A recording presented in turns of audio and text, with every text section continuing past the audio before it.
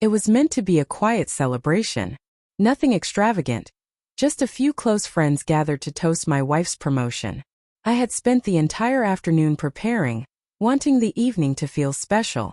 I'd bought her the watch she'd been eyeing for months and even rehearsed a short speech in my head, picturing the joy in her eyes, the warmth of her hug. I thought it would be one of those simple, perfect nights. I never imagined it would end with everything falling apart. The evening started gently, full of laughter and easy conversation.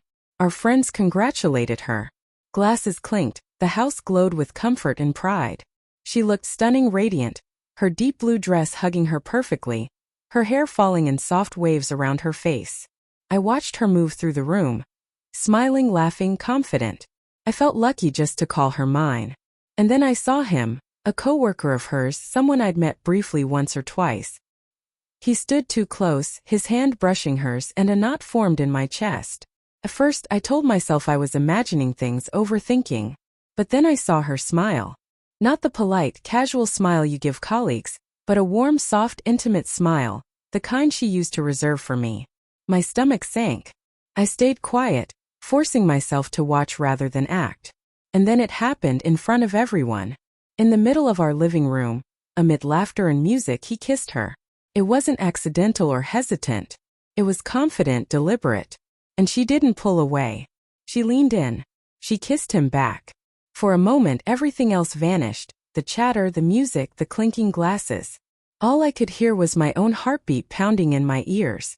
The world shrank around me. Our friends froze, their faces mirroring my shock. I didn't yell. I didn't cry. I didn't ask why. I just took a step back, my voice slicing through the silence. It's over. Her expression changed instantly. The smile vanished, replaced by panic and disbelief. The man stepped back, eyes wide, guilt flooding him. I repeated it, slowly this time, making every word land. It's over. In that instant, everything we had, years of love, trust, shared dreams, collapsed into nothing. Tears filled her eyes. Her voice cracked as she tried to explain. Wait, it's not what it looks like. But it was exactly what it looked like. The kiss had been real. The choice had been hers. I didn't answer. I just watched her crumble, the weight of her actions settling over her like a storm. The man couldn't meet my eyes. She reached out, trembling, whispering, I didn't mean it. I love you. It was a mistake. My reply was calm, almost tender, yet heavy with truth. It doesn't matter. You made your choice. You chose him. You chose that moment. And just like that, everything between us ended. There was nothing left to say.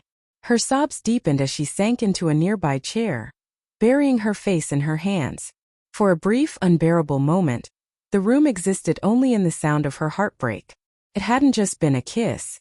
It was a public betrayal. A humiliation laid bare for everyone to witness. That single moment revealed what had already been happening long before. I had stopped being hers emotionally, even if I hadn't walked away physically. The man muttered a quiet apology and slipped out, realizing he'd been part of something unforgettable and unforgivable. Around us, conversations hesitantly resumed, but the air was still thick with tension, impossible to ignore. I drew a steady breath and left the living room. I didn't storm out. I didn't scream or cry. I simply walked away, reclaiming the little of myself that remained intact. Betrayal, I realized, isn't an accident. It's a decision. And once made, no apology can erase it. Later, she came to our bedroom trembling, her voice raw.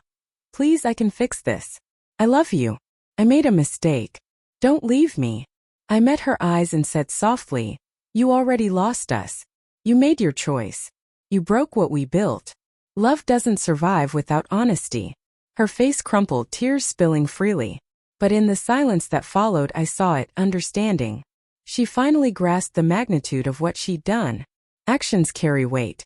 Betrayal leaves marks that never truly fade. I didn't leave that night. Not immediately. I stayed just long enough for her to feel the gravity of it, to know this wasn't a fight we could recover from. After that evening, nothing between us could ever return to what it was. The kiss, the shock, the unraveling, it was finished. I made sure she understood that. The confidence she once wore like armor disappeared, replaced by guilt and shame. She finally realized some choices can't be undone. In the days that followed, our home fell silent. She kept her distance, haunted by remorse.